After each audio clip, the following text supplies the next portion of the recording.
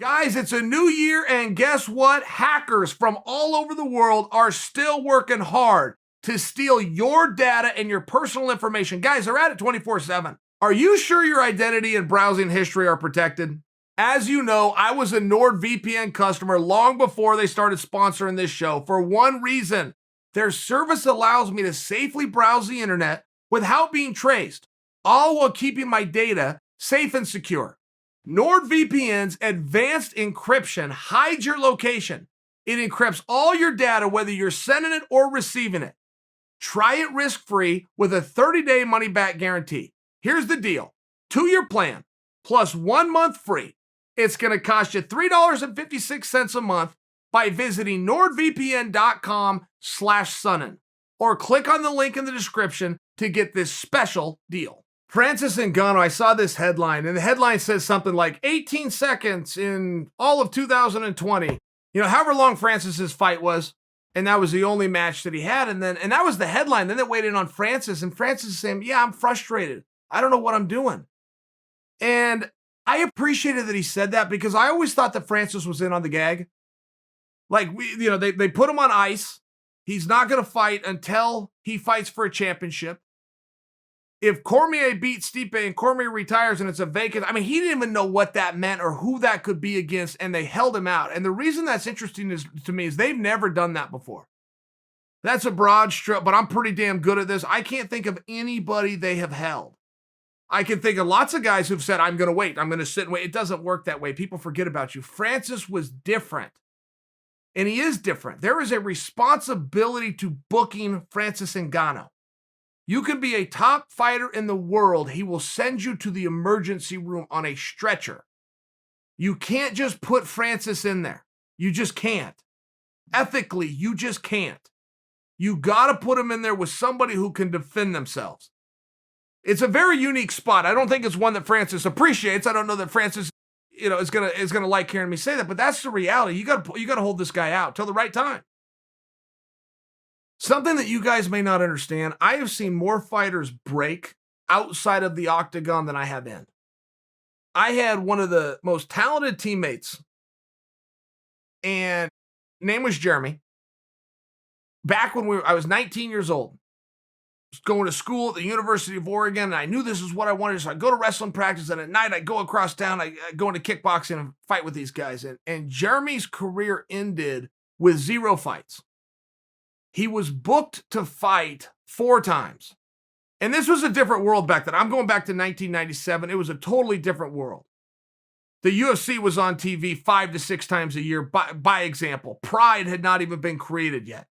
Strikeforce, WEC, Bellator, Ryzen, ONE FC, PFL, the names were not even created. It was a totally different time. So even to catch a fight in a small organization on the hope of being seen and make it to TV one day, it was just a rare thing. It was really hard to do. I tie that in because Jeremy worked really hard at this. He had a very good skill, and he was a young guy. He's making a young guy wage at a young guy job. I remember he worked at the Taco Bell, and he went through the drive-thru, and he was the guy that's, can I take your order? But it was hard. Him getting these hours in and him figuring out how to stay alive while getting in the practice room.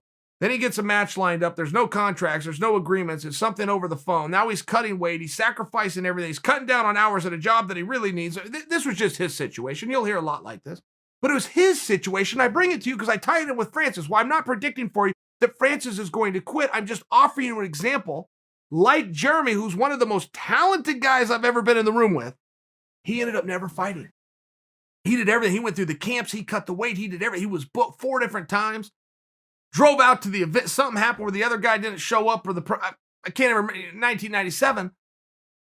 He ended up he never fought. To this day, said, "I can't do this anymore. I cannot chase this anymore." And I see that all the time, particularly in the amateurs, right? I'm a big wrestling fan, but I'm a big gymnastics fan too, big amateur boxing fan. I see this all the time where that sport is about who's the best, for sure. They have a competitive architecture, for sure, but one of the ways to make sure you're that guy is to hang in longer than the field. It's amateur athletics, and a very large part of that pie, of everything that it takes, a large part is being able to hang in on that grind longer than the guy standing next to you. I think it's relevant when Francis is talking about he's frustrated. We're not going to lose Francis. That's not That's not where I'm going with this. I'm just sharing with you guys, I have seen more people broke outside of the octagon than in, by far. I have seen more careers end outside of the octagon with some level of frustration, some level of being holed up, some level of I couldn't get motivated than I have in. I understand that this isn't what's going to happen with Francis. I understand that.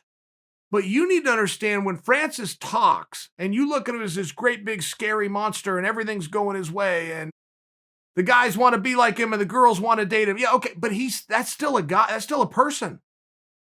That's still a human being that just has regular emotions and feelings and drives, and he is talking about his motive. I don't even know what I'm doing. He used those words. I'm not paraphrasing. That's a quote.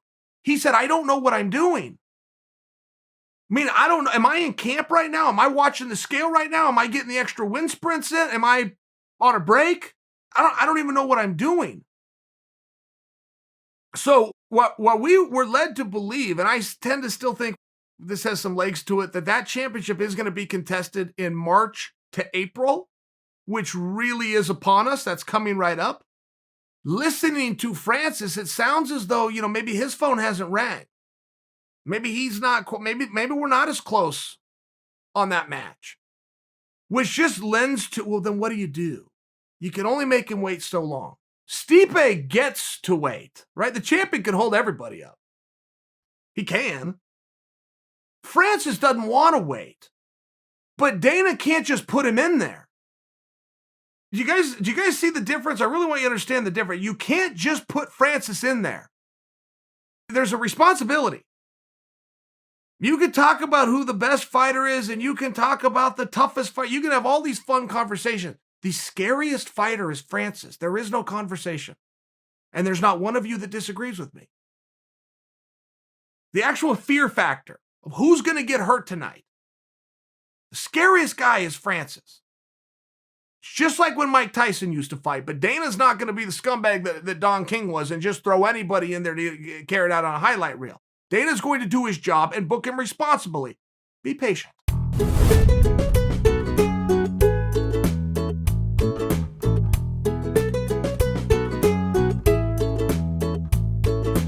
Uncle Jill, there's no bad guy like Uncle Jill. Never lost, not even around. Undefeated, undisputed. Oh yeah, here comes the bad guy. Uncle Jill. There's no bad guy like Uncle Jill.